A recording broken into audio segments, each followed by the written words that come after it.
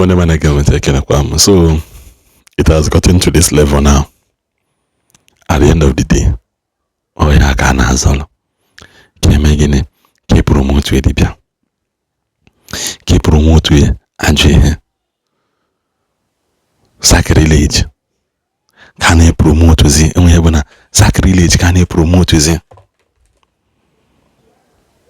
But Acho can buy them and Okongwu Dibia should be arrested. That is the truth. Because now it doesn't mean well for everybody. It does not mean well. That native doctor, Ngor-Okpala, he should also be banished. Say banish here. Anybody that want to stand against development Obodo needs to be kept in his place. Able deserve, They need to be kept in their place. Ebe deserve making it, Just imagine. So in all of these things now, and I promoted Dibia Niki J Park, and post to Okongwu Dibia, and post to Imago and Amen can Amen cause just because again this is a new form of scam. These guys are bloody scammers. Shine your eye. Do not go and give your money. Say you're about $1 can one. Where was he before the ministry came to Ngor-Okpala? Again, come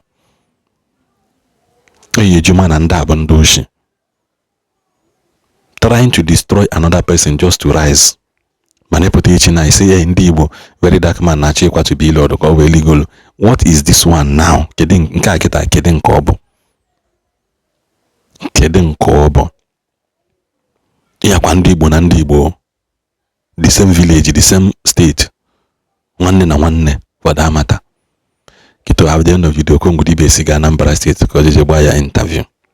So again and take on for the full unedited interview, including Chaos US and Desire Ministry with 3 million cover game cover Hamili my case we recruiting. See, then we give him mad Kali.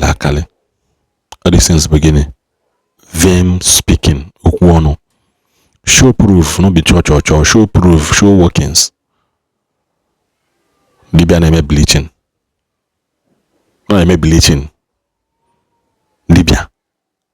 You name bleaching. Aka be call mona. Wo kwa ha bolo mena na wana. Una afọ okwokom dia kujenia. Mfokwokom dia kujenia. Oshimena na ile onyo na afọ okwu ya. Fia uno. Dalo. And somebody is keeping quiet. Onye kpọrọ onwe ya leader ị na-akwado ipụta echi. Look, ya pụta echi ka ị bịa zọ senator. God is not unjust now. No wonder God never allowed him to win that election. Because God has a reason. God has seen today. 2 years ago, he has seen today. He is God saw too. Sometimes you learn to follow God's timing. God has seen today because even at this person made mistake, but local government chairman. He would have stopped the movement of God. He would have stopped so many things God wants to do for his people through, because God knows. God can clear anybody out of the way. Clear it out of the way so that his kingdom advances can come to limelight. Or say, I am a jealous God. I am all powerful. Is there anything too hard for me to do? If you stand if you stand between God and his agenda, God will clear you out of the way. That is the easiest way to kujebu mmadu. Chukwa mambukwa gani bia unaonega wake shege waka ima God those things ima gana onega na no. Why you see na ihanu church will not be built here? Why you see that this pastor will not progress? Why you feel somebody's destiny is tied to that growth of that kingdom advancement? God will clear you out of the way instantly, without not wasting much time. When a prophet spoke in the Bible, say by this time tomorrow, 2 generals came out to say now this thing will not work. Or say on that day, by that time we will. The leprosy, we are running, and people thought they are chariot of armies. God empowered them to the extent that Hannah also, you don't know chariot and Abiyoku, and somebody, those two generals stood on the way. Bible said that Hazoli, to make sure that that thing came to pass. Go on anyway. Sure, me much, but I watch the full interview Okongwu Dibia and that native doctor. Go the one. All you know, moment. What's a Dibia? One of one. Of when you're one year labor go be fit. One obodo mosi anwa aya amwiliri ofudo obodo ya otu aka de arodizwog so mo mosi anwa iperikoma otu aka Ngor-Okpala si we munye eze dibia ogene ebe alo si onye gbanyaru the whole Zion field aya biazi lo yo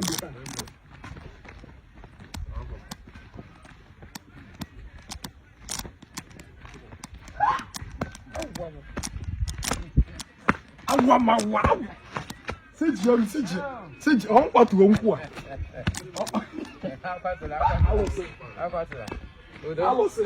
Set the video, Piazzo. I will say, one easy. Oh, yeah, so it's a call with the whole Zion. Yeah, check out Tafa. Now, we still look for plasma and then a plasma. What's it? And I'm last million the natural. Now, yes, you can what about a million years? The first day, so. Although second day, no money and was na million to banana, million to rock banana. Or the second door, send here resume all millions of get go again one of the something, even this man who knew. Look at the quote. I won't have power, dear. I was at least or opposite me. What of my get here? Oh, Okongwu Dibia. As you know, you're not zonky, MLA juice. Are you getting me? Onye na-azọ nke ya for the fact no nke gị ka ị na-azọ ana Ngor-Okpala ya kwudori mazọte ya ị nọkata hoja habalon Zion mmiri n'ife fa na-eme na-ewe iwe are you getting me edi ife bụ iwe gị menli iji wee focus zie tupu ifi abani gị na ndị a ga-eji ike n'atụfu oge yes Okongwu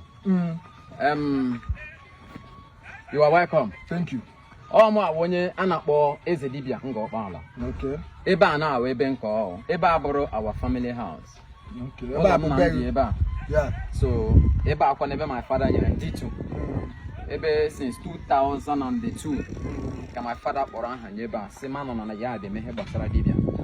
Na nna ya wụ dibia. Okay. So ọ wụkwa ndị ụka bịakwara. Nga the man is Sarah Jalo Biafra. I'm everything eme na dibia kwuru ka nwoke. Nna my father wụ onye ama n'obodo a aha ya bụ Njọkụ. So then the church abịa ghọrọ ya nwoke ma mbụ nna m ochie a. Gbapụ ihe o jere bụrụ nwoke o jere kwuru because ọ bụ onye na-emeta omenala ọfụma ama ya ma na lanya. So dịtụ mgbe agajere museum according to the story my mother kọrọ m. So enwe onye kwere ịghọta otu ndị m shiri dere adịrị right from mgbe a mụrụ m ruo hedikebe 2002. So my father kpọm one day because soja m gaa na school na-eme some things na-agbagwoju ndị mmadụ anya n'ime school then so the 2002 my father kpọm one day sị m because hoja kpọm bụ Chimaobi. Na Chimaobi na nge ntị ka ọ gwa m na ọwụ na nga ka ọ ga-anọ practice anything na-ewu dibia anything native doctor na ọ bụrụ na compound ya nga na nna ya mechara ihe a mee ndị chọọchị akwapụ ha eme nke a so ọ bụ nwa nke ya mụtara bụ onye ga-eburu ọnọdụ ya nna ya ndị chọọchị mere nna ya ma agwa ya sị ndị chọọchị brainwashịrị nna gị si but enweghị yes m sị na enweghị mma na ngekwu but ya minye na m this place so be it that time check na 2002 check kwa na my father sị m na ama nne m ihe gbasara dibia na nsi na ya dị ya ma gịnị ghọrọ ya so my father kụrụ ya na mkpemkpe etikashi ya kwuo so the thing ewute m but now agbanyeghị everything ọ ihe mere nri m ji eburu dibia ata because ọ ihe mara mama anọra m na city yes anọra m ọrụ na Nigerian Brewery amụọra m truck driver before name because of this thing work Kaduna major solar energy 3 years after I settle problem ebido shinelu shinal emechala si na fry ma abroad because of na kidney when a kidney problem. Yes. But mgbe etinyere na moto iru m zatara nnyoma amane ọ na-acha ka mineral. Mgbe ndị otu gị bịa. Mgbe ka ha bịara self the thing eshebe ahụ buru m lọwa. Ka m cross River Niger ọ dịkwa n'ụbọchị taa. N'akwa ha afụgideta m ihe ha sachara. Ndị ka onye okpomọkụ bidoro heat ebido na-arụ. Nyipụ ihe ndị a ka nga that one ọ gara end ya. Yazi ọzọ. Adị ihe dịkwa like that again. Ọ bụ nga ha gwaga gị now. Reverend Okongwu ya ma ka dị ndụ today. Anyị nwere ike bụrụ a living witness na this thing in Kwugana. Because ya kwa no more ya ma nwokwa na mehiso rest in perfect peace. Then now ya wenye gida all my brother nke no na Assemblies of God Church. I know why engineer akọgra gị ihe ndị ya because some people na-ekwu ihe juru ha n'ọnụ mana achọ ha ome mani. Mana many people na-eneda ya anya because ibulo ji guard. Yes. Ide ji escort anya. Yes. Mana people na like packaging. Onya ka eji egwu for wayo. Yes. Because ọ bụ na abata abịaghị afụ palace for everything for believe we. Mana asị na ya nwite. Ọ na-agbanyụrụ ọkụ steady. Mgbe ị ga-aghọta na ite adịrọ small chọ nnukwu ite. Na-aga n'iru. So that time Okongwu mechara kpere m ekpere. Dịkwasa maka kpere m ekpere. Prophesize yara m na ọ ga-ede mma. But enwere one thing ọ gwara m bidoro manifest ba now. Because sometimes mmadụ bụrụ gị amụma were okwukwe gị believe o ya. Ọ gwara m sị na enwere ọkụ nọ m n'isi. Ọ ihe ọ gwara m na Assemblies of God nọ na Kaduna, their head Kaduna branch nọ na before stadium roundabout. Me issue from Sabo. I mean me issue from Ime town ha na-eme ka gaje Sabo. That Kaduna before get run stadium roundabout. Enwere Assemblies of God nọ by the left. Yes. They are both nga. I obra that in overcome roundabout. How many that time when they South Africa they try that on go no buram that amoma. And I would the only amoma nga gwagese ndoka buram bia na mezu na gwag. But as for area then my brother ade solution no there here na tilema alota n'obodo and hemre na jepota n'obodo ahụ asị ka abịa ezenye sign ya Ghana police station ga local government with that this with that agide process ya visa to fly me abroad. So that time, but thank God for today. Mbamba Jekota, Abagabiji. My parents rejected him from that. Though I don't know my to the road level. Now I struggle for myself because my brother passed my church. I get to be at the cross by myself. And yes, my father me now. So now, because of that thing, the thing I knew chop wire na ya dia. Ganya a place. In Ngor-Okpala, more one home. Can we a place in on my own because in here Basra or human alane need the public compound or need the public yard. Yes, only need the mud in or we are so you have a little of Faja missing palitre. Me have a little new number like even a salogin ebuko. Okay.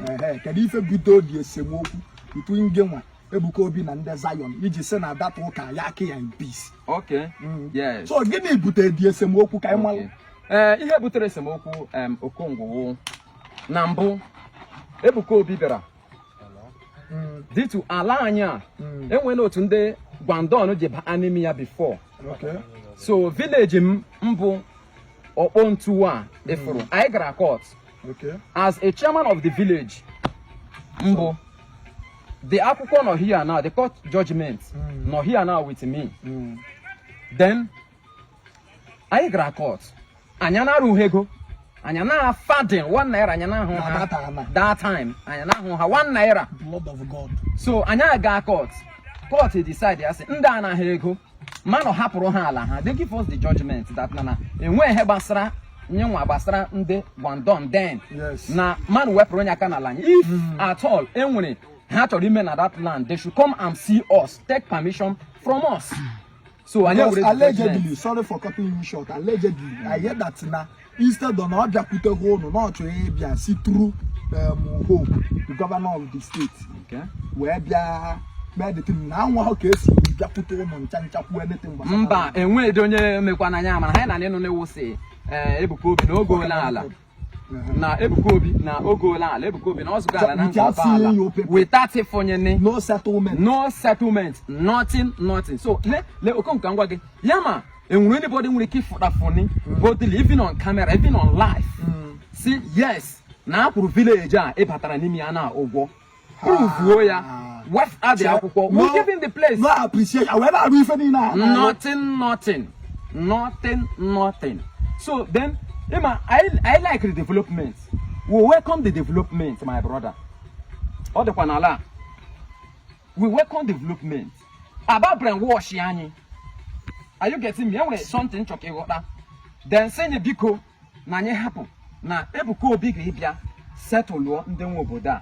Na come chago that program. That first one. Do what and one union sobo. Yes. Nobody bothered him because we like development. I need the development. So now, along the line, you may tire lazy. I don't know anything. The next thing again, I can only I force the mba now gonna you see the program. Have you this year? Don't know about then I never do say to us this can you hear name? Or booking in name? Or booking I don't actually a good answer. Now you hear na check ya kwa mo. Ka was in Cap. Check am obrogi. So na cha no when Kenya unu taasi unu kerubo. Na pepepe. Enwede. Onu nwa buku eru. Ime nwa na ala ahụ ka aba na wuti ata akwụkwọ ụgwọ. Enwede. Akodi aka. Enwede funding couple even onye oku. Kwegoden kwa ọnụ. Ime nwere ya asa agborogoku. Say nwanna atụrụ m use ha again. Ngwa ha mmecha ha. Then me nye gi hedo ta. Anya ni abụ agla kwugodo okwu. Ihe do ta ha dị. Ndị anakwa ha na-ekele m na-asị na ha fụrụ enwe nke gị divide ya half plot into 15 enwe nke ya nọ that side. Okay, aginwe for example aginwe akpụkpọ a na then somebody abire akpụkpọ a somebody go that akpụkpọ ga bịa to you see Okongwu gwara sị m akpụkpọ a ọ ga to any other person jana shop mmadụ without mba na so ọ wụ nya ya me so mgbe ahụ na the thing that too much ụmụ nwaanyị na niile complain e ma na-eji caterpillar la ụmụ nwaanyị for plant that place pia ya boto bashia all the whole places but those places fencing ebe angwa gị na ọkada chi buru gị na gba ebuko ebe ahụ o si awurela ala ahụ na ọ ga na gị more than 7,000 naira ka wee gbasịa na niile ọ ga before ya agba ya round before ọkada gba the thing round ọ ga na gị more than 7,000 ofu onye kpakọrọ jụ na ọ ya akwụ ụgwọ so ọ ya with this thing ma abala anya sị ọ bụdị sị mmadụ agwụla ka ọ bụdị na mmadụ anwụchichala n'obodo a this man nwere obi so nna jesi ọ bụdị sị na mmadụ agwụla n'obodo a ọ hụkwa enwekwa onye gị isifu nna anya ga-ekweta na nke ime a ọ dịghị mma you understand and obodo anyị fụrụ na na-akpọ ọkpọ obodo a na-asị ya asọ obodo a na-ezi ezi ha awụ obodo mgbagbo otu nna na ihe shikọrọ anya akụkọ bifo ya erute nyi n'aka now ha nwere ebe a bụ giant ịma na na-asị ka esi amabu atọ Ngor-Okpala ka esi ama ka ya chee na mbata n'ọnwa ahụ na ma ya afụdo ụdị una are you getting me na-ebuka obi bịa mepee ụnụ anya ụnụ nwata na poolu ọkụ adị ọdụ na be ụnụ mana since m na-abịa ma afụ mansion pool I was very surprised how comes because ka esi ama dị ọtụrọta na-eweta ala ụnụ development ka ụnụ si n'isi ọta ka esi eti yes amam obodo a na-ediscover na South Africa na-enweghị ifefe ọ ka esi amụ atọ ụnụ ka m batakwazi mgbe a sị m kwụsị na junction nsị obodo a nwere junction tata ajụjụ ndụ ọtaba m na-eje because amaghị m know this kind of develop so ke development ọzọ ewebata abụ na a ga-esetụlụ ndị nwe obodo according to your source ịghọta so ọ dịrọ na mma na but in anyway ịmana asịrị obodo mụsịala ya amụ nriri ofu so the thing were m iwe nsị mba na ọwụ na onye adịkwa ahụ mmadụ ọ makwa na enwere obodo ọ batara n'ime ya ụkwanụ ndị nwe isi obodo amami ghọta ihe na-agwa gị anyị nwa bụ ndị ha na-akpọ ebe a ọkpụ so anyị wụ ndị bidoro ebe a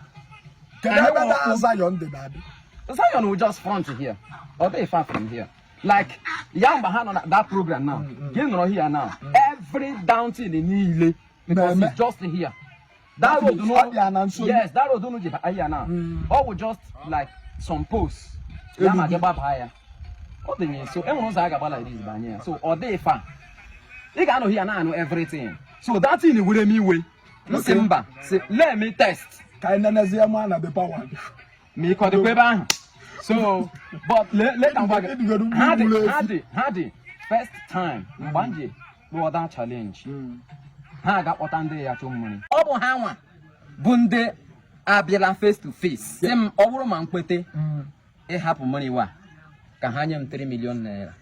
This my brother never now living with nice. Good. So ọ nwere ebe ị na-ekwu kịta na mgbe ebido the program ịha alụfa first mmiri. Yes. Na fa je kpọta ndị ga-achọ ụlọfa mmiri. Yes. Ha ga-akpọta ndị ga-achọrọ ha mmiri. And again ọ nwekwa ife anyị nọ na-eme kata send ara ịtọ nda ha ta attack bịaghị da arọsh ya otu ụlọ. Nke a akọ Facebook. Ihe dị ụta ha adịghị. Nke a akọ Facebook. So ka propaganda ka akọ gbuo mụ. Ka wee bụ na ife ebuko dị. Yes. O telefonu na ka flam am sound. Onye ha ta attack. So I'm healthy. But na-agakwa n'iru maka ndị dibịa pụta. Now, so anọ m that first time we put the thing. So my receive big calls. Na phone m. So bugene some ndị dibịa ma bakpọba m. Nna m wetu n'aka na ọgụ ka ọ ga-aka njọ. Ka ihe mere n'iji bịa na-etinye anya na ihe ndị this that bla bla bla bla ha akọwa a lot of story ma sị na ala gọnọ dị ya. Ọ sị ma ala ya nọ hụ dị ya. Ka ịkwana ị gaji na-akpọ m. Instead of igi banyere maka ka nsọta oke ruru m gasị m na nhapụ. Say aga m ahapụ m. So before you know it onye ọzọ akpọkwa m then mpụtụ bezie call. Kpọbazie ha sị ọ bụ gịnị mee nke a onye nke akpọ m ọ na-ekwu dị onye nke akpọ m ọ na-anaga ego ka ọ gịnị ha sị m nọ nna dị ya na m anara na ego si asị ego ka ngige je chọra somebody mmiri n'ala m na-akwụ m ụgwọ nọtị ma agaghị egwurije si ndị mere ndị ụka a na-achọ iyi uzu nọ n'ebu ndị dibịa nakwa emegidekwanụ because I don't na power the dear. Kwesịrị ije kpọba ndị dibịa. So now ndị mere mmadụ ha sị ị nwekwara sense as dibịa iwu ndị ụka bịa ha ewere gị na-eme preach na-anara ego na-eti ya n'akpa na-akọtakwa ụlọ na-akọta gị bịakwa gbanwerekwa your power nwakwara ha ọrụ. What is the need? Mefọkwanụ nọ ndị a gbedo ha n'ọkụ gosi ha na dị ndị ha bụ so ha niile anaracha ego onye ọbụla acha ka ọzọ akpọba m sị m ohu ya ma m ga-ekwe ka enye m 3 million naira na ma back ya off in this journey ma agwa ya sị ya bụrụ ma nzọta ala because ọwa ala m ana ama na maybe ma chire a plot otu ana ha na n'ikwu na ha riga a plot 10 million naira nre one plot 10 million naira. What is 3 million? 3 million bụ obere ego. So what is 3 million? Say but nsogbu adịghị sha anụ na nhụrụ kwuru onye ọbụla agawa ha agbawa adọ. I get to keep silent to fulfill the promise nyere ya because ana asọ mgbagbu ejo nsi kama ihere ga-eme dike na wow kama ihere ga-eme dike ka in fact ka elu na ala gabiga ma akụrụ nwa si mba ma baa mụọ ma abịa gwa m okwụsị ema akwụrụ onye wu ịmakwa onye wu gosikwala onye a onye wu pụta ka ekwe anaghị na-eme ka a mara na ekpere dike dị nsị ya so ke so gbadị dadị nakwa na ebe ọ na-ama ha mmiri bịa buru kamera nakwa na ebe ọ na-ama ike niile because obere of you ga-asị mba na ọ bụrụ gị dibịa ebe aka ike dị so many of you will still remember ebe aka ike niile a na-ana ọ dị ka ọ ga-eche ụlọ anyị mmiri taa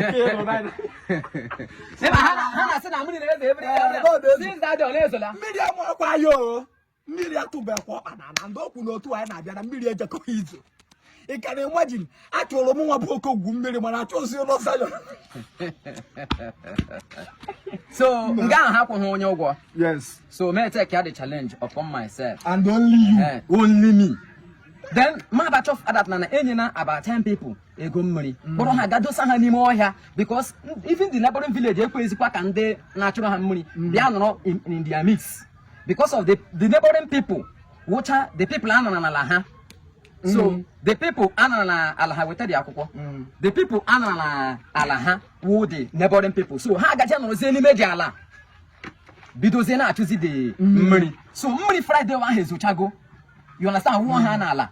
So this year na Saturday, Emmanuel obodo oh close here ka emere that burial. So nga ahụ obodo tiri wusi nna ga that guy eliga mmia bu ma bịa here na asị m nna mbiko no half no ngala half today so and ma ba cheta iwu obodo tire ya wuru ma mmiri zo na ha ga-eme ofu nnama nsi mba kama ngala ku yugu dade nna ndị a na-aṅụrị wala amana dike kwadochere nji ọchị. So the next thing mbata na iru akwụkwọ na afọ na asị na nwere heart attack na nwere that nsize my brother si ngwa ọ ka mma ka ime video ka ụwa hụ ebe m nọ na ọ bịara alụ ka m nọ so mezie nda video m post the video before no the video agabu viral so ọ gịnị na-eme you understand then pipe olo this year that Saturday nsi kama ihe ga-eme dike ọ ka nke Saturday zo katazi ya rotazi le gent ma agwa gị some people feel no wa ga na maybe that day maka chukwu I know maybe those set a compass and let people there chom nga abia discharge onye obala so onye obala alawa say I don't want to, yes I don't want to see anybody here yes so I don't want to see anybody here onye obala ala or everybody make it alawa ma bia mba ti yoko that early morning bana tempo say it even that day that fateful day that Friday mani ma rucha okwezo ya rucha okwezo nsemba as nwa kpombo and nna m kwugura magwa sin le he nneme mbulie hem gawa na ebe ishokpu anyị nọ gongom ejiri mara mba ebe ugwu mba nọ and abachara anyo ndị dibia akpọta na echofuso that thing ebe liri demand okpu ebe ike nke okpu nọ ma palie kpọrọ my brother Sam I got that place and you road there me set ya everything okuo ha si ya mu no kpofu na obodo a ka alerera na iri obodo a ono ba me hike na ho ike bi kezu akulike ka emere ike nke kane meku ha ngwa ga na abu ihe nkwuru si ya wurula ma onye abira for wayo mmiri zobe but ya kwana mo bra rio mmiri ezona iba meku dodere na agba anyị na ha ka anyị settle o me ya o kwesiri jade ana na ehuri ekpesi abagoro ala o ayi get because all we him o ma si ya abagoro o ma si ya hapụ mana nke m na-achọ hụ bụ ịbaji intimidation mba oppression oga mmadụ maka na enwe oga work amara many rumors ebuola m we are poor allow us to be poor in peace anaghị nke anyị so maka na iji ego ewereze the government power bana achịbata na masị mba o say kamiya nwubedi or this process because ama na nwe ihe gegbu na agakwana m anwụ so si he gemeni ko ome after mpuchira the thing like this tiyon no mako shangwanu ndị chi unu chebere moji once the thing na happen ba eligwe ebido adịka zo na the whole south ogbe onye gbana horia Chineke eligwe provoke ka akwọ dị ya ha with that court judgment okay you understand ya ko fu na evidence dey obodo na-ekwu ọnụ nkịtị see the evidence so all that court judgment the ha then eligwa ha ope that day I reach that one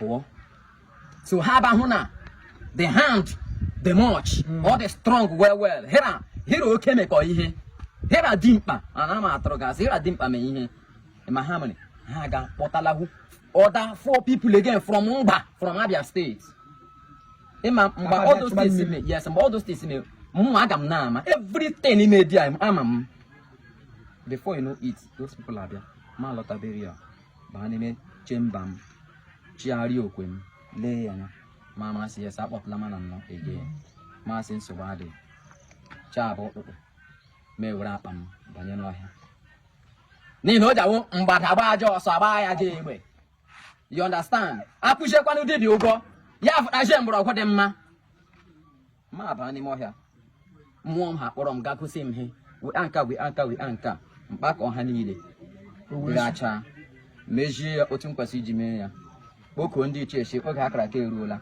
si enedere m ihe nji need emerewo 11:30 11:30 12 1 o'clock si ya karịala like this ihe eme n'odogwu si ya karịala like this ihe eme n'odogwu ya bụrụ ma anyị na onye a nwere agreement si ya were ala anyị si ya were mmiri esola but ma ọwụ ya zora m ụwa niile enwere ihe mere n'imiri ahụ iji zoo gburugburu right round ka ngwa gị whole place lee ihe mere n'imiri ahụ gị watcha the Thursday ngosiri onwe m mmiri zuru everywhere Friday Ozala everywhere.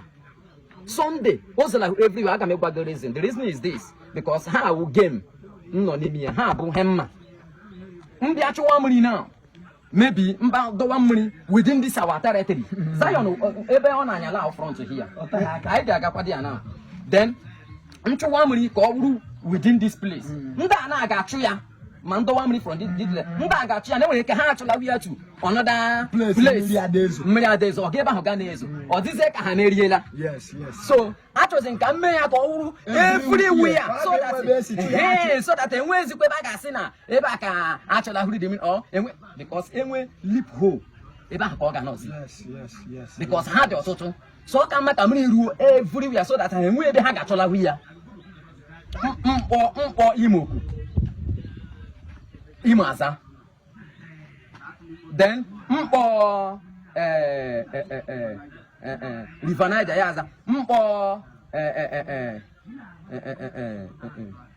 nwamrita all the whole rivers niile no within us mpo zubecha the whole ha nye ha heji ha cho nye ha na idrese no bia ba lora anya witoku ki na eme ife niile a ki na ha mmiri niile onwe ndị bịa kwa go ogwu iche gelo ba de think onwe onye si anya nye ya ego ka I wee lụọ ife because ndị mmadụ na-akọwa na akwụ ụgwọ na ka I wee promote yourself na ka I wee le onye ọbụla wetara evidence si na enwere onye kwụrụ m ụgwọ m ga-enye onye ahụ 1 million naira. Nobody give me money kama taa ọ bụ ha nwa bụ ndị abịala face to face ka gị na fa negotiate ya sim ọ bụrụ ma mkpete ịhapụ money wa ka ha nye m 3 million naira.